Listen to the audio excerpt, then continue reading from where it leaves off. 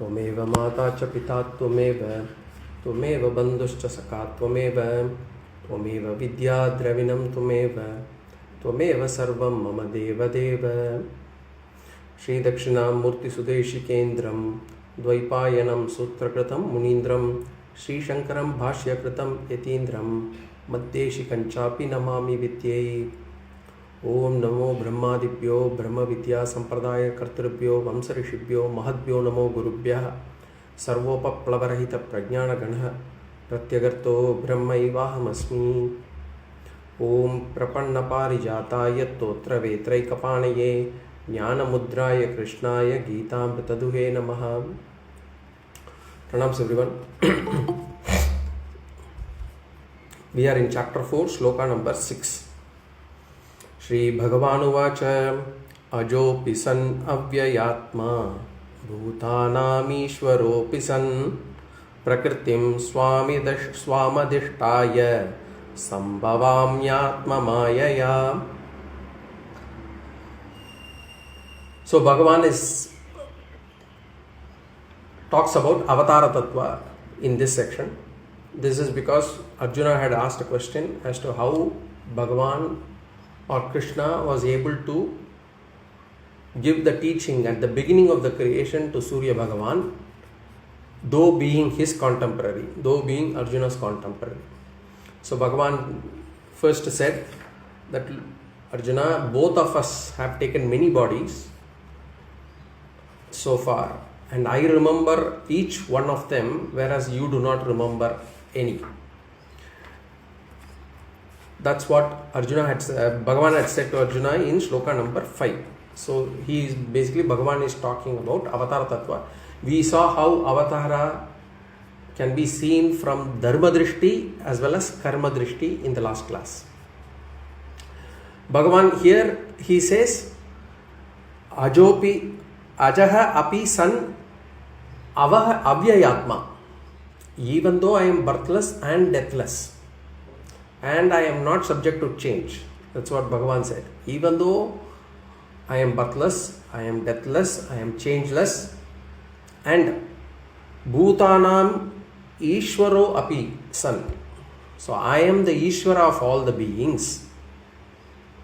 And then he said, Prakritim swamadhishtaya Sambhavayam Atma Mayaya.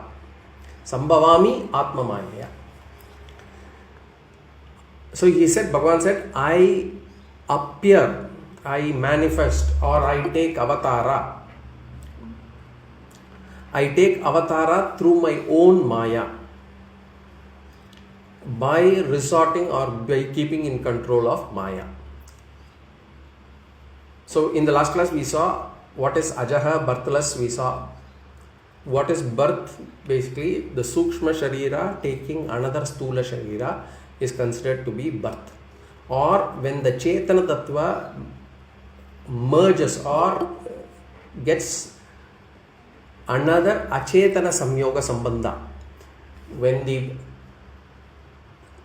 reflected consciousness which is in the Sukshma Sharira gets in contact and forms a relationship between an inert Sthula Sharira, then it is considered to be birth.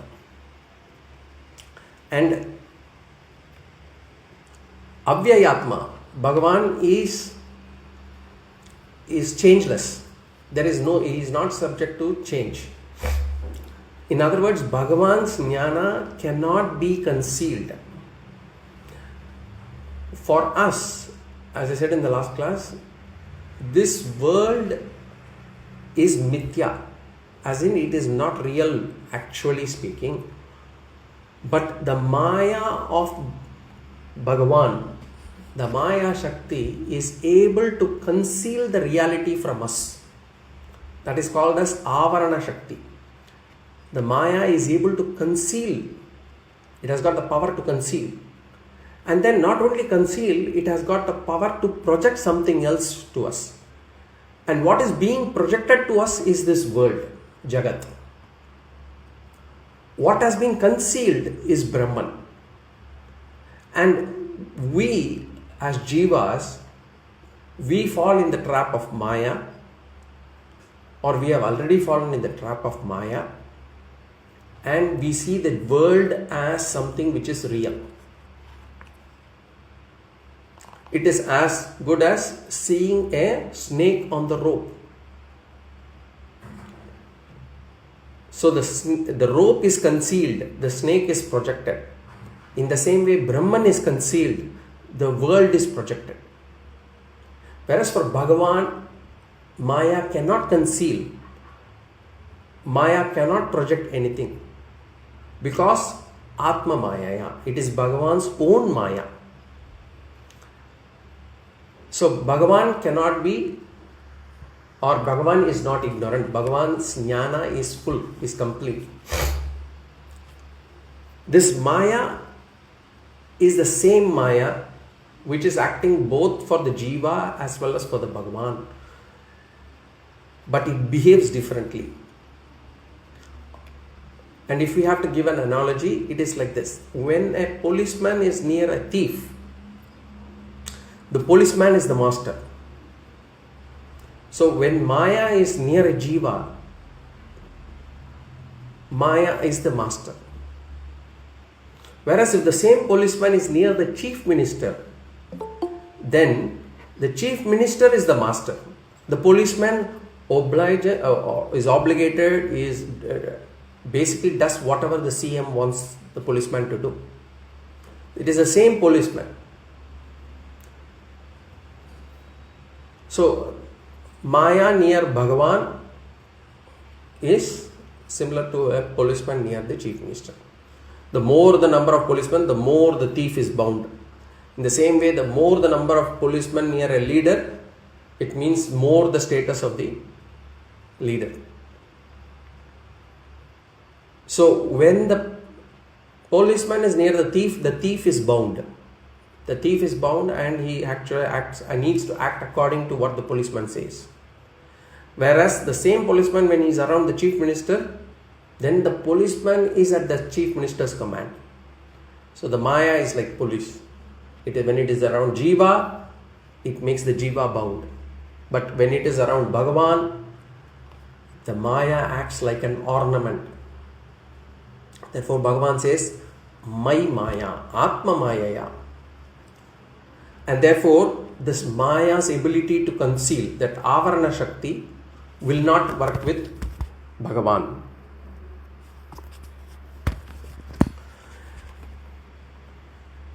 And remember, only through this Maya, this world has been created. This Srishti has happened. And then Bhagavan says, Api San Ishvara Bhutanam. I am the Ishvara of all beings. Why does Bhagavan say he is the Ishvara of all beings? Because of his control over Maya. So when can one consider himself to be a master? Only when he has somebody working for him. When there is no one working for that person, then this person cannot call himself as a master. Bhagavan calls himself as master. Why? Because he has got Maya in his control. The very same Maya which controls all the beings is controlled by Bhagavan. And therefore Bhagavan is Ishvara. And how can we say that the Maya binds the jīva and not the Bhagavan? Bhagavan says, Prakritim Swam Adhishtaya. Prakriti means Maya. Adhishtaya means by keeping it under control. And then what kind of Prakriti? Bhagavan says, Swam Prakritim. He says, my Maya. Again, Bhagavan says, it is my Maya. So it is not, it is under my control. So that's why Bhagavan says, it's my Maya. By keeping it under control, Swam Prakritim, Sambhavami Atma Mayaya. Sambhavami means I take birth, or I take Avatāra, I manifest, or I appear. Sambhavami. Then Atma Maya, through my own Maya. So Bhagavan take a body. Whereas for us jivas, we cannot decide when we want to take birth. We cannot decide what sort of body we will get. we are helpless. The same Maya is also the responsible for our birth body also, but our body is dependent on the karma that we have accumulated. We had seen that in the last class. So Atma Maya, Bhagavan's body is also a Mayika Shariram. In our case, what happens? The Mayika Shariram, in our case, the Maya first comes up with all these Panchabhutas. And from the Panchabhutas, the Stula, Sukshma, Karana, Shariras are created. We had discussed this in Introduction to Vedanta during Srishti, when we had discussed Srishti. How the creation has taken place. So we have multi-step process to get to this body. Whereas for Bhagavan, the Maya directly produces the body. It does not require the regular process of creation. And that's why also for us, Garbhavasa is required. We need to be in the womb of the mother. Whereas in the case of Bhagavan or Ishvara taking Avatāra, even Garbhavasa is not required. Even the Rāma Avatāra also, it is not a regular process. Bhagavan taking birth, taking Avatāra. In the case of Narasimha, we have seen it's not Garbhavasa. Bhagavan just appears in the pillar, from the pillar. So there is no question of requirement of a father, mother, all these things. So where did the body come? What is the method? Nothing. It comes straight away from Maya. It is a direct conversion of Maya, or otherwise called Prakriti. And therefore Bhagavan says, Atma Mayaya Sambhavami. Now this is Avatāra Rahasya. This we will never know. So we will never know, but it doesn't mean that all Avataras will not have any Garbhavasa. There can be Avataras which will require Garbhavasa also. So we will not know who is Avatara, who is not. We can only take whatever power or whatever talent that one possesses. We have to take it as Ishvara's Vibhuti. It is all Ishvara's manifestation. In fact, Bhagavan is going to say that everything in this world is me. Everything in this world. So if we look at it that way, then even the good, the bad, everything is Bhagavan.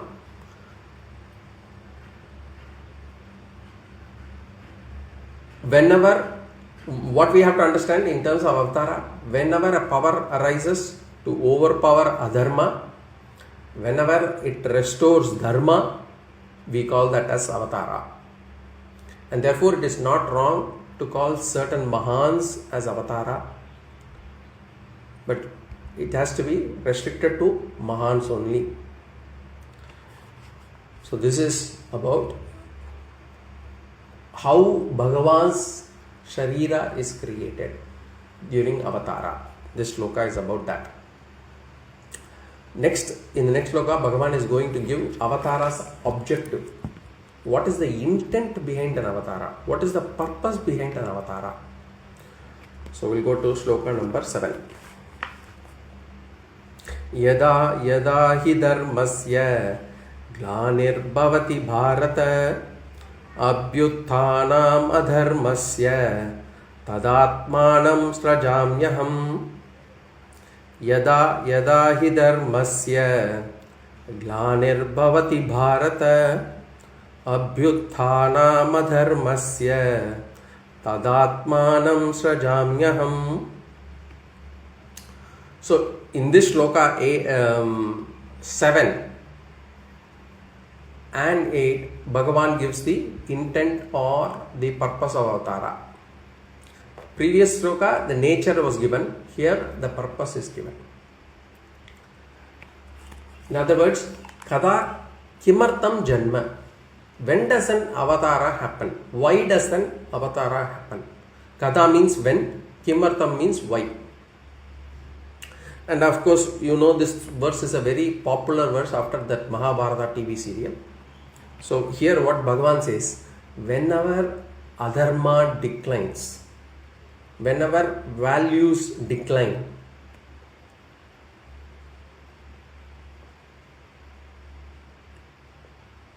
dharmasya glanir bhavati and adharmasya abhyutana. Whenever adharma increases, whenever unrighteousness increases, whenever corruption increases, how does Bhagavan protect dharma? Bhagavan will protect dharma, but how it is protected, that is given in the next sloka. In this sloka, Bhagavan gives the answer to when an avatara takes place. He says, Bhagavan says, first line, yada yada hi dharmasya glanir bhavati bharata. Bharata means, O Arjuna. Yada yada, whenever. Yada yada means whenever. Bhavati glanihi. There is a decline. Glanihi means decline. Whenever there is a decline of what? Dharmasya. Whenever there is a decline of righteousness, whenever there is a decline of dharma, abhyutanam adharmasya. And abhyutana means increase. Increase of what? Adharmasya, of unrighteousness. So whenever there is a decline of dharma, whenever there is an increase of adharma, tada atmanam aham sṛijāmi. Tadahi, and indeed, Bhagavan says tadahi, and indeed, aham sṛijāmi atmana. I create myself. I manifest. That means I choose whenever it is required. Bhagavan decides when it is required. There could be a question to us now. Aren't we seeing a decline of dharma now? Shouldn't an avatara happen now? After all, dharma is on the decline now. The answer is, how much of decline is required for Bhagavan to manifest? We do not know. That scale is only managed by Bhagavan. And remember, at every point of this creation, there has been always both dharma and adharma. It's not that in those days there were only dharma, there was no adharma. Every stage of creation, every stage through in all yugas, there has been both dharma and adharma. But the harmony of the cosmos is maintained by dharma. In fact, the cosmos is sustained by dharma. And that dharma, that harmony alone protects the universe.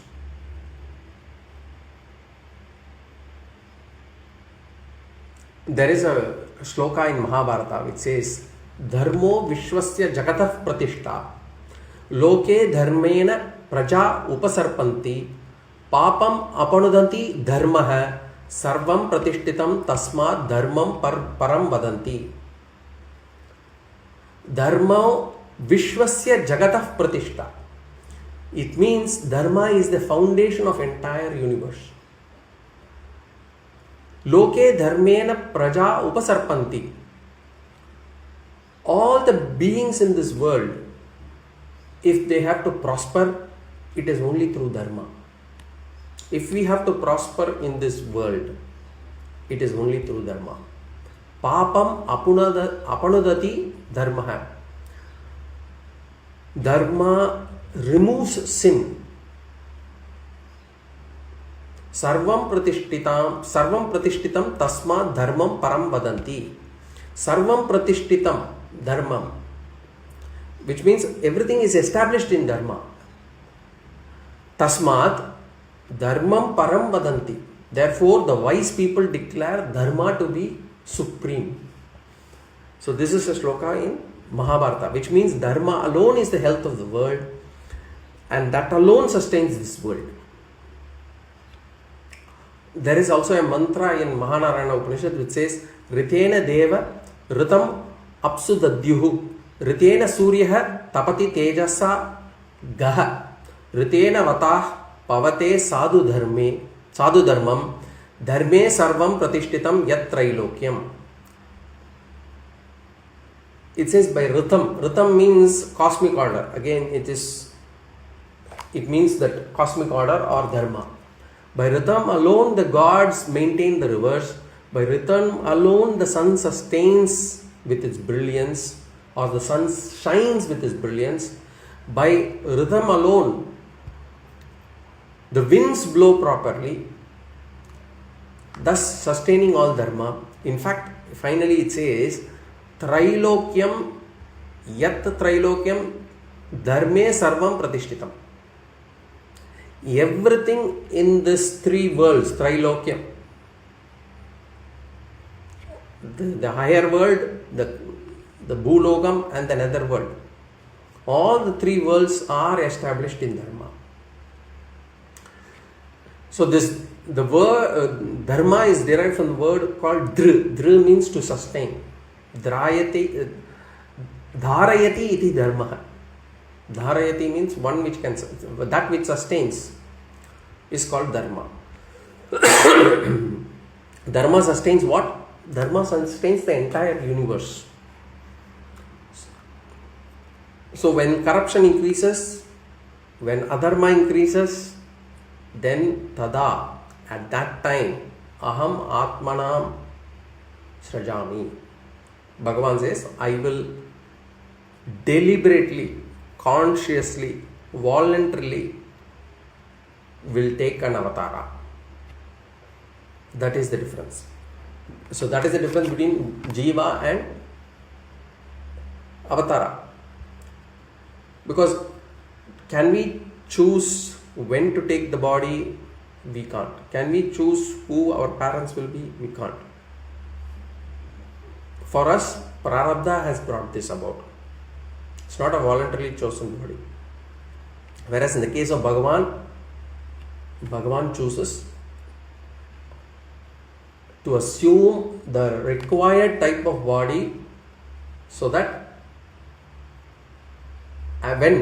when adharma flourishes or when the adharma increases and dharma declines. Now Sloka number 8. Paritrānāya sadhūnām vināṣāya ca duṣkrītāṃ dharma samstāpanārthāya sambhavāmi yuge yuge. Paritrānāya sadhūnām vināṣāya ca duṣkrītāṃ dharma samstāpanārthāya sambhavāmi yuge yuge. So as I said, when is answered in the previous question. How he is going to protect dharma is answered here. How does Bhagavan protect dharma? See, if dharma is an object, then what do we do for protection? If we can protect it by keeping it in a safe box. Say for example, if some jewel has to be protected, what do? We keep it in a locker. We safe keep it. We can give security and ensure that it is protected. But dharma is not an object. It is not an object like a necklace or a jewel. So what do we need to protect dharma? Dharma is protected by protecting the people who follow dharma. Similarly, how can adharma be destroyed? Adharma is destroyed by destroying the people who follow adharma. So next question, immediately we should not ask. So I can protect dharma, therefore I will protect people who have dharma, who is protecting dharma, who is following dharma. I will destroy people who are, who follows adharma. No, that is not our responsibility. Unless it is given as your duty. Because there are some people who have been given this duty, like the Kshatriyas. The Kshatriyas are given this duty. So unless it is your swadharma, it is none of our business to go and say, I am going to protect dharma, I am going to destroy adharma. So we'll keep that aside. Now for Bhagavan, Bhagavan is going to protect Dharma by protecting the people who follow Dharma. Bhagavan is going to destroy Adharma by destroying the people who follow Adharma. It's just like this. How do we promote music? Not by printing music books. I promote music by a lot of printing music books. No. How can I protect music or promote music? By promoting and helping the musicians. Because music does not exist independently. It always exists in people.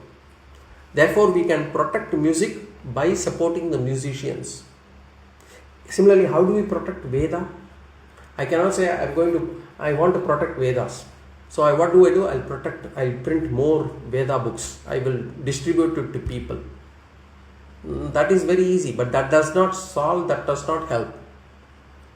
How do I protect Vedas? By protecting the people who are studying Vedas, by supporting the people who are studying Vedas, by supporting Veda Patashalas. I donate to Veda Patashalas, I give. By that I protect or I promote Vedas. Whoever wants to study Vedas, they should be given an opportunity, they should be ensured that they do not feel bad for studying it. So protection of Vedas happens by protecting or promoting the Vaidikas. Similarly, Bhagavan says here, how does he protect Dharma?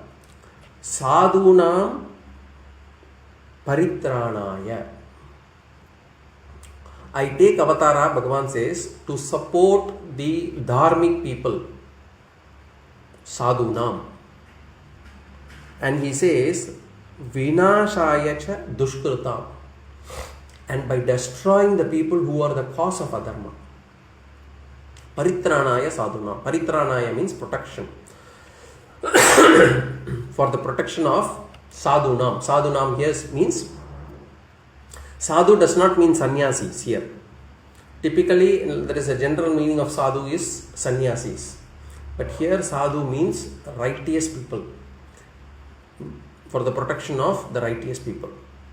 And how can Bhagavan protect the righteous people? Vinashaya cha dushkritam. Cha means and. Vinashaya dushkritam. Vinasha means what? Destruction. Destruction of whom? Dushkritam. The unrighteous people. People who commit sins. People who commit papa. Who do adharma. So for the protection of the righteous and for the destruction of the unrighteous. And what happens if Bhagavan does these two? So if Bhagavan protects the righteous and destroys the unrighteous people, what happens? In second line, Dharma samstapanartaya. Artaya samstapana dharma. For the establishment of righteousness. For the establishment of dharma. Bhagavan says, Sambhavami yuge yuge. Sambhavami, again, I am born or I appear, I manifest, I take Avatāra. When? Yuge yuge. In every age. In every age, Bhagavan takes Avatāra. It doesn't mean that every age there is only one Avatāra also. Bhagavan can take multiple Avataras in the same age.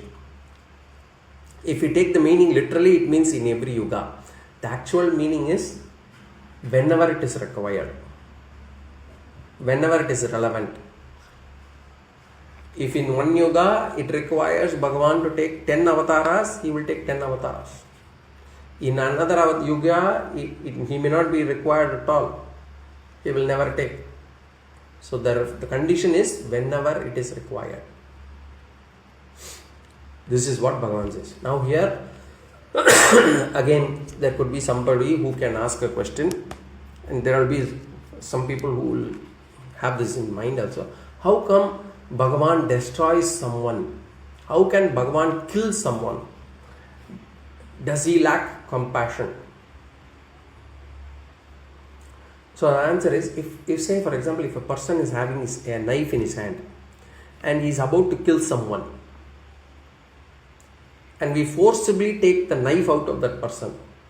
In that process of taking out that knife, if that person gets hurt, did we do good for that person or bad for that person?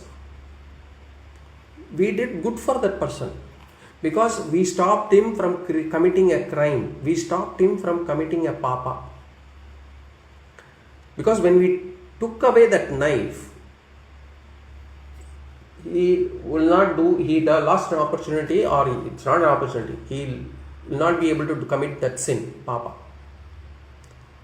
In the same way, when Bhagavan takes away that stula sharira, what is killing a person? Killing a person means you are taking away the stula sharira. If Bhagavan, by taking away that stula sharira, ensures that this jīva does not continue to do papa using that stula sharira, the jīva will get another sharira, and in that sharira, Bhagavan says, let the jīva try to advance, try to mend its ways, try to spiritually progress. So the cause or the instrument through which a jīva does papa, and it is for everybody, all of us, we do papa through what? Through this stula sharira only, through this physical body only. When we think of it, we will come to know this body is an instrument through which we actually commit papas. It is an instrument of not just papa, it is also an instrument for doing punya also. Without stula sharira, we can neither commit papa nor commit punya. So when a jīva gets deluded so much and it is using the body to commit papa, then destroying that body is good or bad? It is good. For who? The jīva itself. It is not just good for the jīva, it is also good for the society. And that's why we call Bhagavan as Karunamurti. Bhagavan does not have dvesha on anyone. He does not have any hatred. He does not have any dislike. Even if he destroys the stula sharira, it is for what? For the welfare of the jivatma only. Therefore, we should not get afraid by hearing this word vinasha, or we should not get a wrong conclusion. We should not get into a wrong conclusion that Bhagavan does not have compassion. The way we look at it is wrong. We take a narrow view of this life only. Remember, at every stage of your lives, in every second, in every moment, if only we are able to know that our life is not this moment or this particular birth and death, if we are able to look at it more than this life, previous lives, next lives, we will be far better in terms of our response to whatever is required, in terms of our attitude, in terms of our acceptance. So we have this narrow view, but Bhagavan sees more than that. Bhagavan is extremely compassionate. In fact, even a disease, even when we get sick, we should take it as a prasada from Bhagavan. Bhagavan knows better. This body has done some papa, Bhagavan is cleansing it.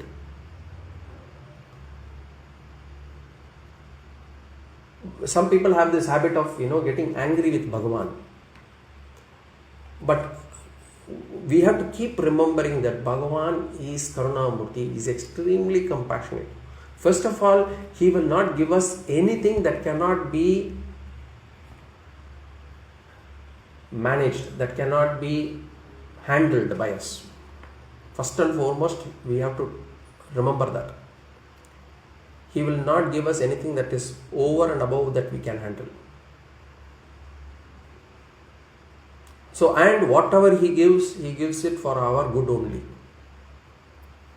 So, thus, Bhagavan here says, Paritranaya sadhunam vinashaya dushkritam dharma samsthapanarthaya sambhavami yuge yuge. By the protection of the righteous people and the destruction of the unrighteous people, the establishment of Dharma happens.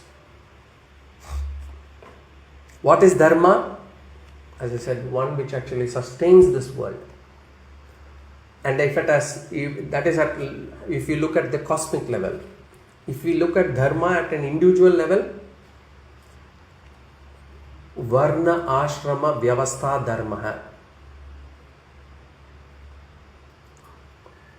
Dharma are the duties assigned to an individual jīva based on his varna and ashrama. Doing the prescribed duties is dharma. Bhagavan already said, perform only swadharma, do not perform paradharma. It is better to die doing your own duty rather than to do another person's duty very well. So doing your duties is dharma. Doing your duties properly is dharma.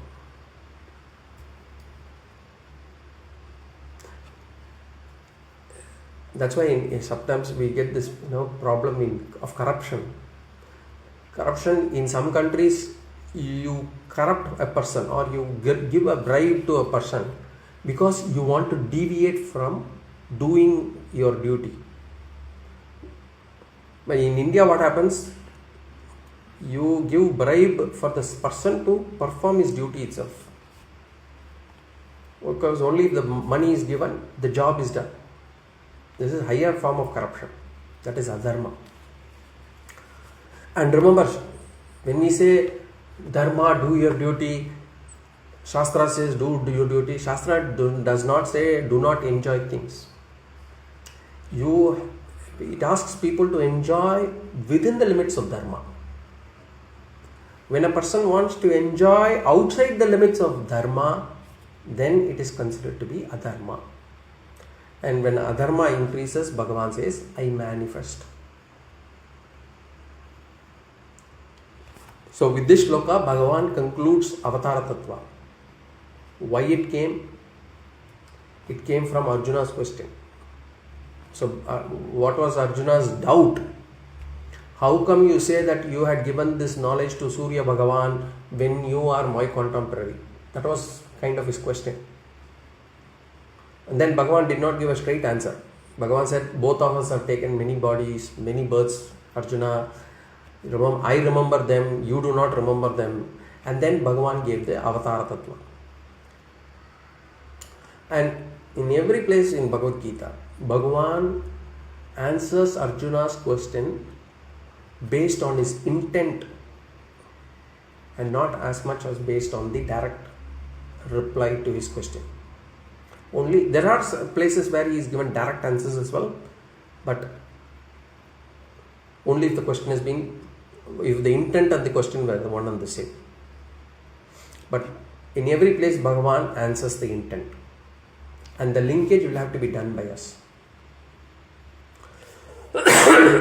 So here, what was the question? How come you had given this knowledge to Surya Bhagavan? So Bhagavan's answer is, I had given this knowledge to Surya Bhagavan in one of my previous births. Which Avatāra Tattva Bhagavan is referring to, we do not know. But Bhagavan knows it. And Bhagavan says, I remember because I am an Avatāra. Again, to recap, what is an Avatāra? A body that is not born out of karma, which comes directly from Maya. At the behest of Bhagavan, at Bhagavan's knowledge, at Bhagavan's his own willingness, and that Bhagavan takes this body for restoring Dharma. So a body that does not come out of karma but comes out of Maya, that Bhagavan takes it at his own behest for restoring Dharma, is called as Avatāra.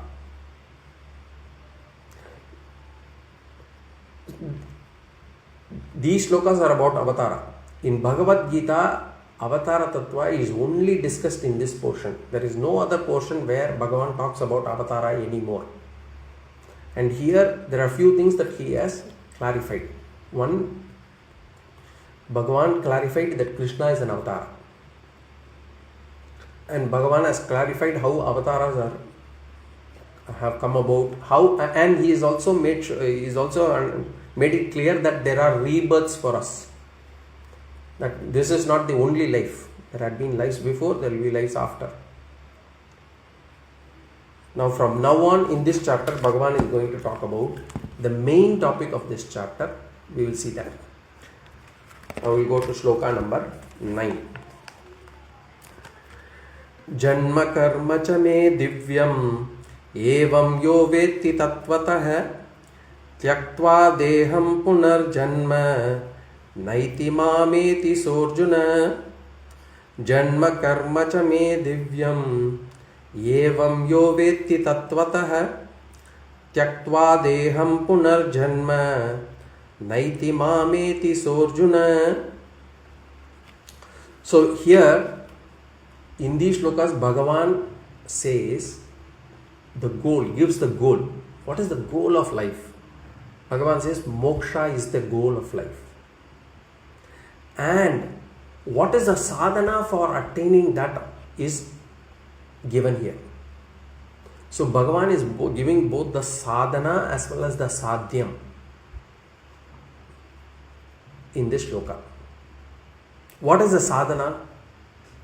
Sadhana is jnana. What is the sadhyam? The goal. Sadhana is the process. Sadhyam is the goal. Sadhyam is moksha, liberation.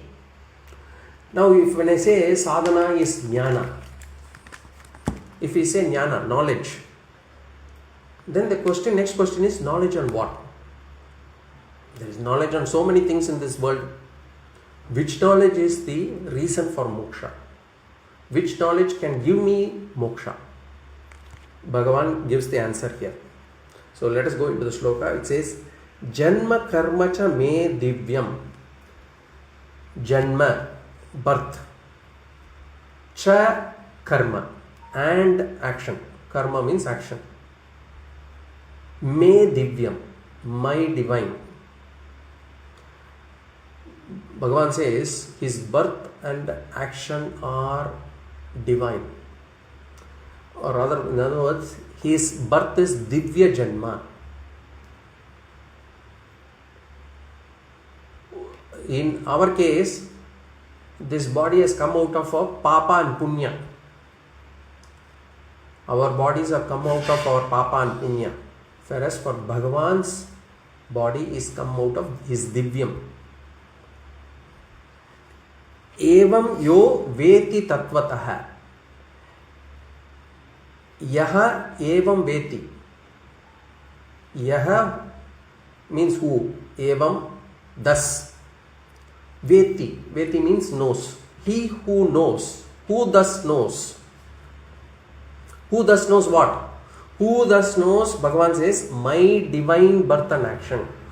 Who thus knows my divine birth and action? What action? We will see that later. Bhagavan says basically, who thus knows my divine birth and my divine action, he gets moksha. Now we might say, I have understood Avatāra Tattva. Now I have understood what is karma, how Avatāra, Maya, it comes out Maya ka Sharira, it comes whenever there is a decline in Dharma, whenever there is an increase in Adharma. I know Avatāra Tattva. So can I be considered as one who knows? And therefore, am I qualified now to get moksha? So Bhagavan adds another word here. So he says, who thus knows my divine birth and action, then Bhagavan adds that word tattvataha. Tattvataha means really, in reality. Whoever knows my divine birth and action in reality. See, whatever we listen, it need not become our knowledge. It is not imperative that whatever we read, it becomes our knowledge. Tattvataha means in reality. Who really knows my divine birth and my divine action? We will do a vichara on Tattvataha. But what Bhagavan says? Bhagavan gives the phala, benefit of knowing that. Bhagavan says such a person will get moksha. That Bhagavan says in the second line. So the first line is sadhana, the second line is sadhyam.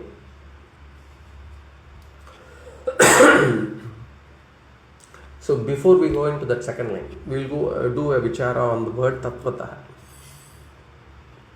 Yaha evam tattvataha veti me divyam janma karmacha. Who thus really knows my divine birth and action? Tattvataha, reality. Why do we say in reality? Why does Bhagavan says in reality?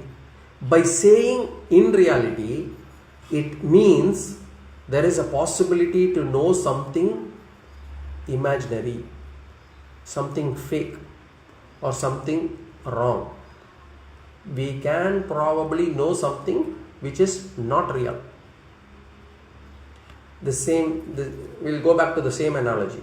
What is that analogy? We love it, snake and rope. When I see that object and I get afraid, does it mean I have seen the object really in real? Do I know the object in reality? No. When I see that rope or when I see the snake in that rope, I get afraid. That is why, because I have not known that object in reality. I have understood atattvataha. I have understood it wrongly. I have not understood it to be the rope, which is the reality. I have understood something imaginary, fake, which is the snake. When I get that right knowledge, Bhagavan calls that as tattvataha veti, understanding a thing as it is. So we should get the knowledge of Ishvara. Understanding Ishvara's real Swarupa is moksha. Ishvara Swarupa Jnanat moksha siddhi. If I fear Ishvara, I have not understood Ishvara. If I think Ishvara will punish me, I have not understood Ishvara. What I must understand is Ishvara's karma. Ishvara's responsibility is to restore Dharma. I cannot find fault in Ishvara, which means again I have not understood Ishvara. If I think Ishvara is punishing me, is actually not being correct, I have not understood Ishvara. What is the point here? We do not have true knowledge of Ishvara. We have viparita jnana. Where we should not fear, we fear. Remember, here Bhagavan says, if you understand my divine birth and my divine action, you get moksha. In the second chapter, Bhagavan, what he said? Bhagavan said, Atma Jnana will give you liberation. Prajahati yada kaman sarvan partha manogatan. Atmanyeva atmana tushta sthita prajna taduchyate. Atma Jnanam, the self-realization, was presented as the means of liberation in the second chapter. Here in this chapter, in this verse, Bhagavan says, Bhagavan realization is the means of realization, is the means of liberation. So the question is, for a person to be liberated, what is required?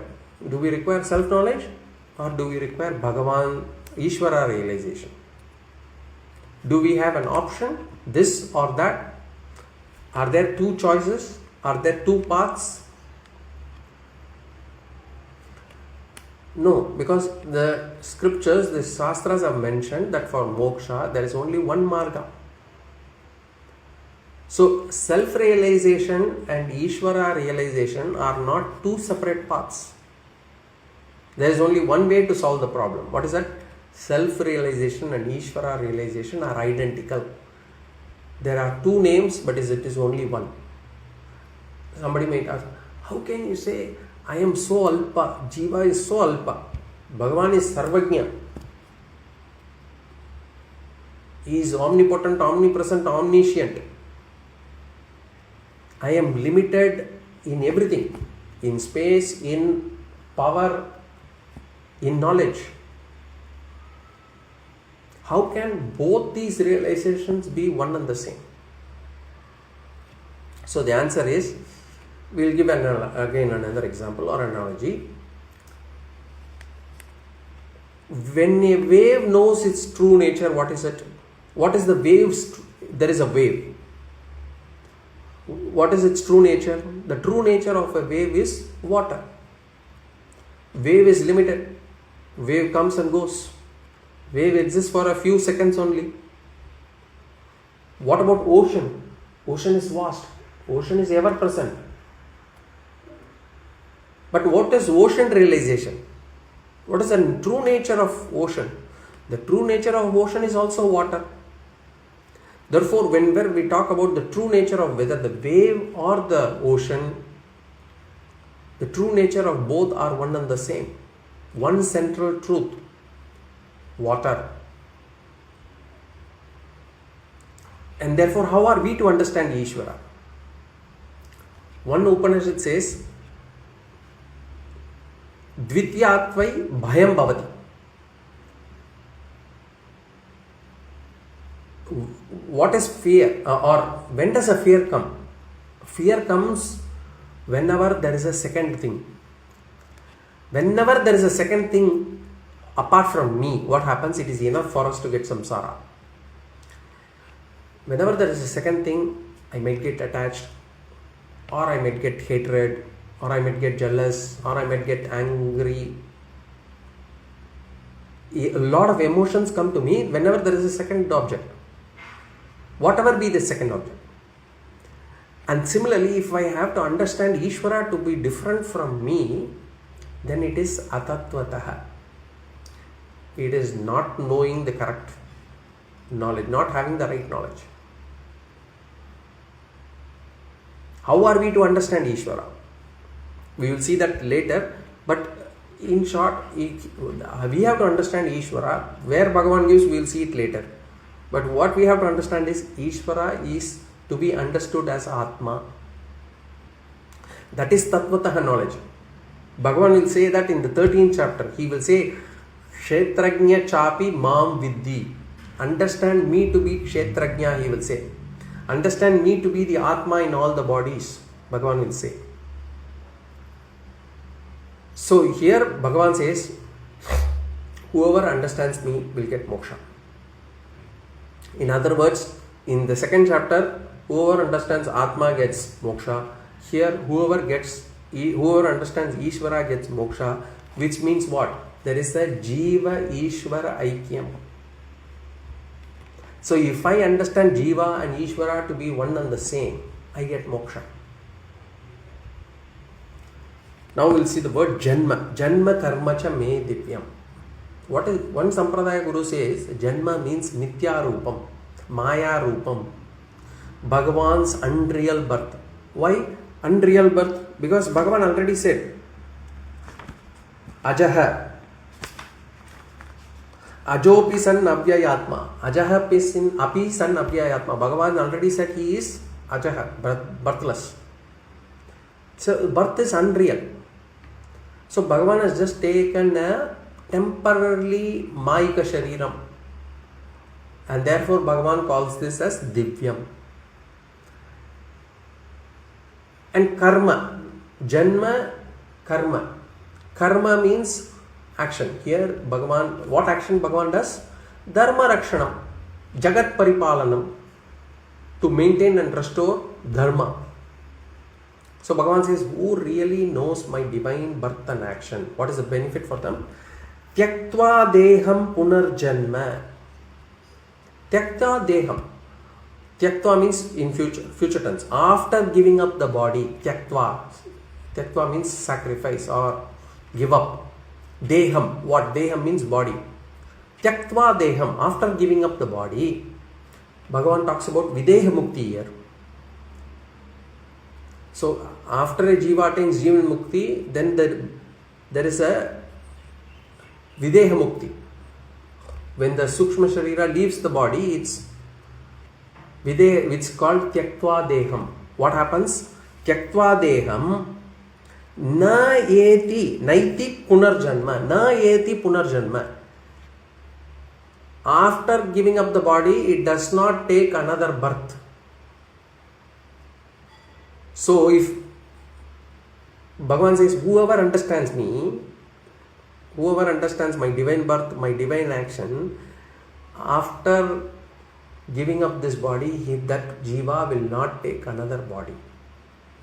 There will not be another janma for this.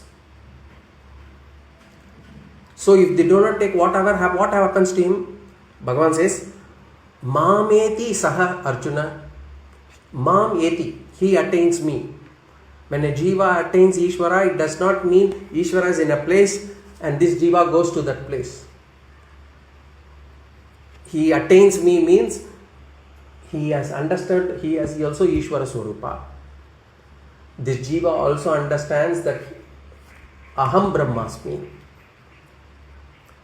He will have that, the jiva will have Brahma Nirvanam or Ishvara Aikyam. There is nothing. There is Jiva Ishvara Aikyam even now. We have not understood it. When he says, Bhagavan says he attains me, it means he has understood me and him to be one. So Jivan Mukti is once attaining this Jnana. So this person has complete contentment, and until his prarabdha lasts, he will have this Jivan Mukti. And then when the time of death happens, Videha Mukti, what happens is prarabdha karma gets over, the physical body merges with the stula panchabhutam, the subtle body, sukshma sharira, merges with the sukshma panchabhutam, but the atma, it remains as it is. There is only one atma which is all pervading.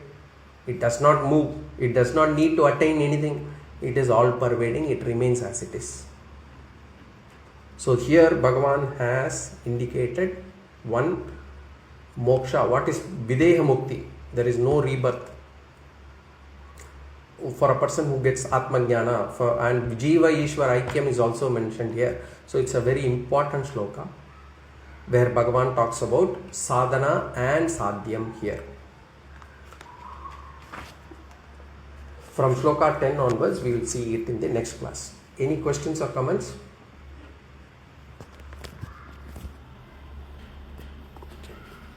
Not, again we will see in the next class.